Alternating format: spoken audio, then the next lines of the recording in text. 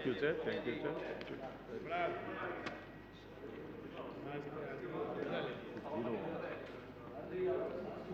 मैं आभारी हूं कि आपने इस महत्वपूर्ण विषय पर मुझे बोलने का अवसर दिया है।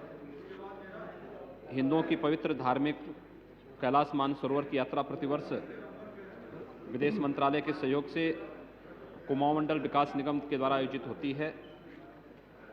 26 दिन की धार्मिक यात्रा मात्र एक धार्मिक यात्रा नहीं, अपितु भारत की सांस्कृतिक यात्रा के साथ साथ कैलाश मानसरोवर तिब्बत के साथ हमारे पौराणिक एवं ऐतिहासिक संबंधों को प्रदर्शित करने की एक प्रमुख आध्यात्मिक यात्रा है। प्राचीन काल से इस प्रकार की धार्मिक यात्राएं राष्ट्रीय एकात्मता की प्रमुख संबल रही हैं।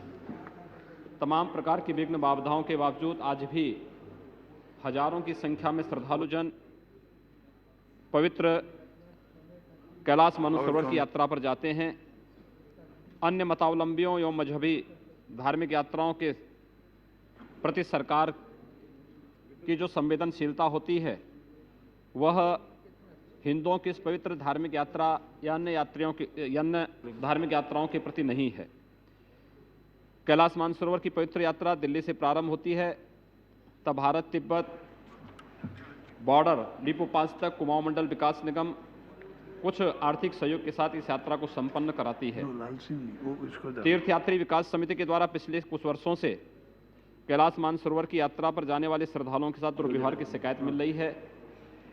हमारे संज्ञान में यह भी आया है कि इस वर्ष विदेश मंत्रालय ने यह व्यवस्था कर दी है कि जो लोग एक बार कैलाश मानसरोवर की यात्रा पर गए हैं उन्हें दोबारा वहां जाने की अनुमति न दी जाए। महोदय, सीधे सीधे हिंदू धार्मिक भावनाओं के साथ खिलवाड़ है। जो पुराने श्रद्धालु जाते हैं वे नए लोगों को प्रोत्साहित करके यात्रा को अत्यंत सुगम बनाने में योगदान करते हैं, लेकिन सरकार का यह जो रवैया है यह धार्मिक भावनाओं के साथ साथ राष्ट्रीय एकात्मता की एक महत्वपूर्ण यात्रा में बाधा पैदा करने जैसा है। महोदय, यही नहीं, इसका दुष्प्रभाव भी सामने आया है कि विदेश मंत्रालय के द्वारा जो 16 जत्थे भेजे जाते हैं, अब तक प्रत्येक जत्थे में 60 यात्री जाते थे, लेकिन इसके कारण अब प्रत्येक जत्थे में यात्रियों की संख्या मात्र 30 से 40 मात्र रह गई है। मैं आपके माध्यम से मांग करना चाहता हूं कि कैलाश मानसरोवर की यात्रा पर जाने वाले प्रत्येक श्रद्धालु के 26 दिनों की इस यात्रा पर आने वाले खर्चे का आधा भारत सरकार अनुदान के रूप में अपना सहयोग करें। दूसरा, यात्रा को और सुगम बनाने के लिए यात्रा मार्ग पर बुनियादी सुविधाओं में बढ़ोतरी और सुरक्षा प्रदान किया जाए। नंबर 3, तीर्थयात्री विकास समिति के द्वारा कैलाश मानसरोवर की पवित्र धार्मिक यात्रा पर जाने वाले यात्रियों के साथ दुर्व्यवहार करने वाले दोषी अधिकारियों के खिलाफ प्रभावी कार्रवाई किया जाए।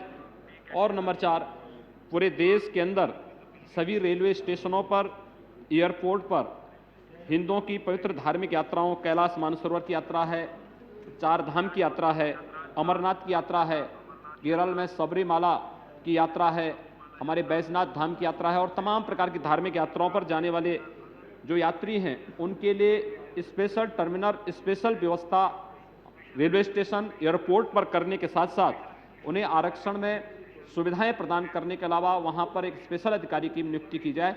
धन्यवाद। श्री